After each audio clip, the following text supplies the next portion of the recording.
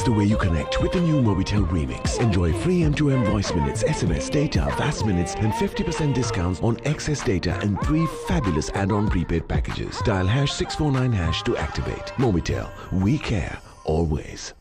If you're looking for a leasing company to make your wheels go round, with fast, friendly and hassle-free service,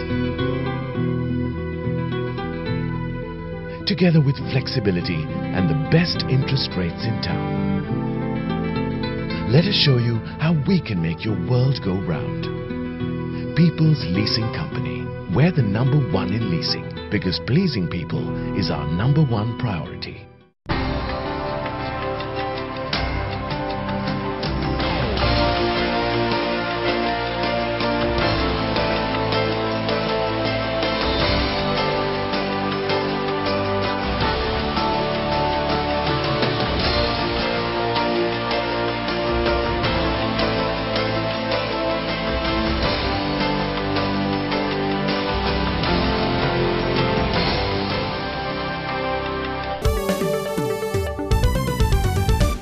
Welcome back to Benchmark. I'm Anushin Selvaraja, and joining me now is the Managing Director of the Nielsen Company, Shaheen Cader, with the latest on the BCI. Now, Shaheen, the Business Confidence Index in July showed up by a notable 18 basis points to reach 108. Now, this represents the highest monthly rise in the index since April last year, but it is nowhere near our average for the last 12 months. Now, what in your opinion may have led to this sudden uptick? Anushan, the 18-point rise is really, I don't think it's a significant one, purely because of the fact that the index is at a fairly low level. So it's really moving up a notch. So we are really, the index is still at a near 12-month low. And, therefore the interpretation is that, things seem to have stabilized rather than really shot up.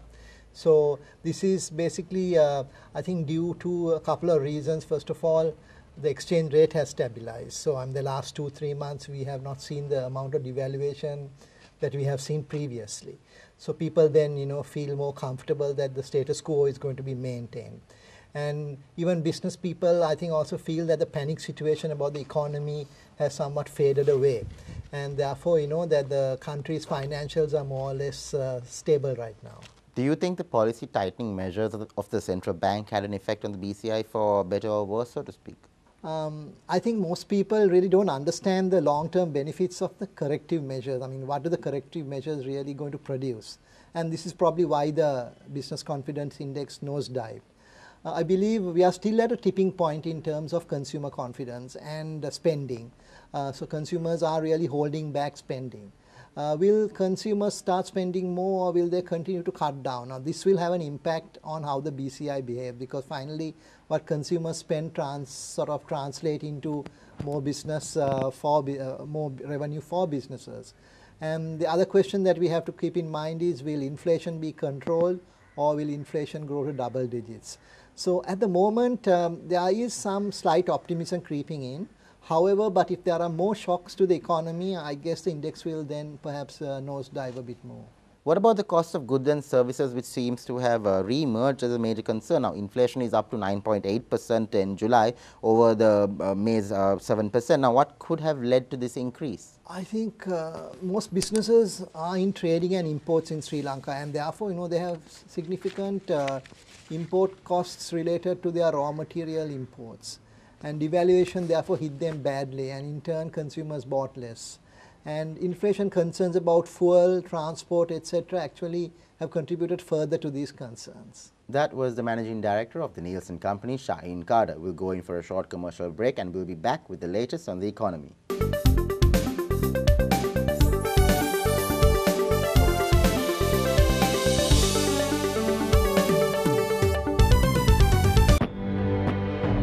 The prepaid broadband offer of the year. Now with every new connection, get free data up to 8 GB and 6 months validity for just 2,012 rupees.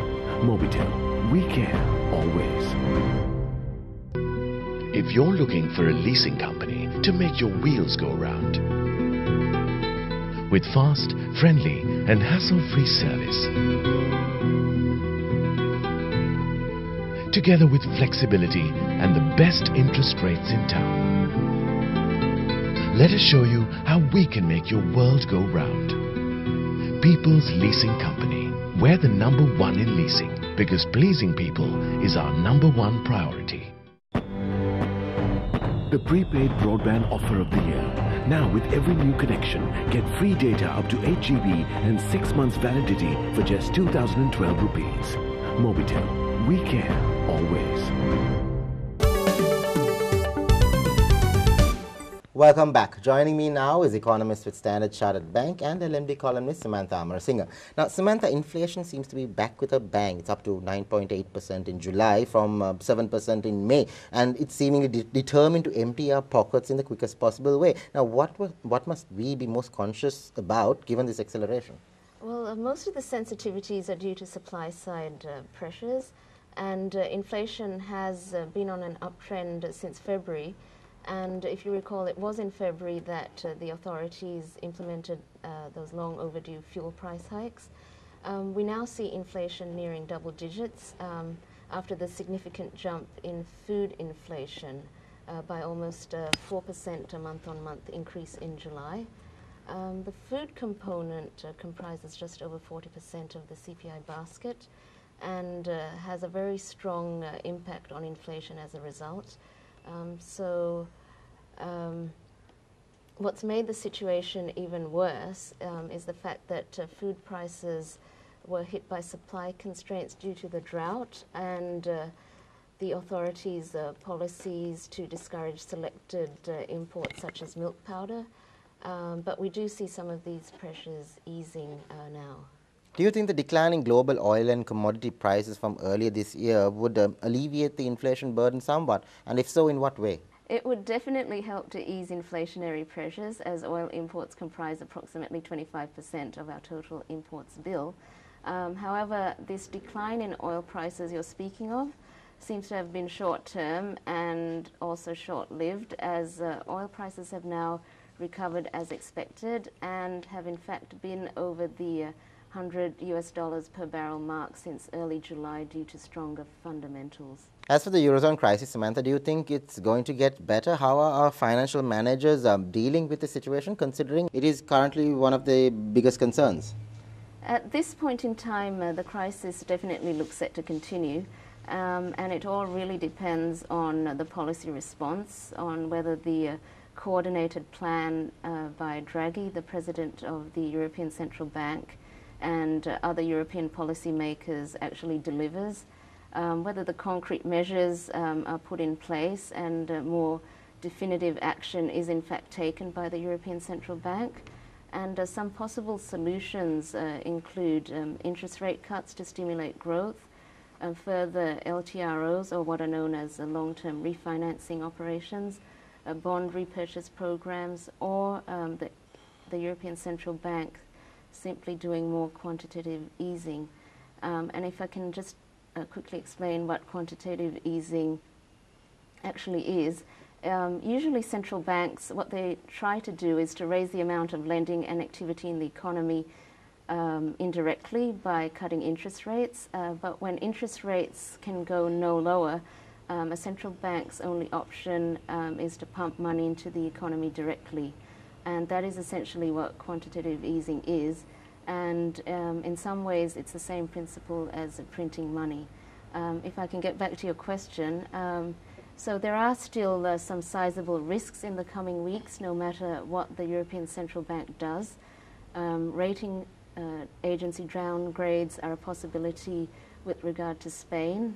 Growth continues to deteriorate, and firewalls are still insufficient in size. So as required by these changing economic circumstances, I feel it's imperative that our financial managers are strongly committed to using all the policy levers at their disposal, and they have in fact shown in recent times that they're doing so. If you could just take, for instance, the greater exchange rate flexibility they've been pursuing this year as a case in point. That was economist with Standard Chartered Bank and LMD columnist Samantha Amerasinghe. We hope you enjoyed this edition of Benchmark, and we will see you again next time.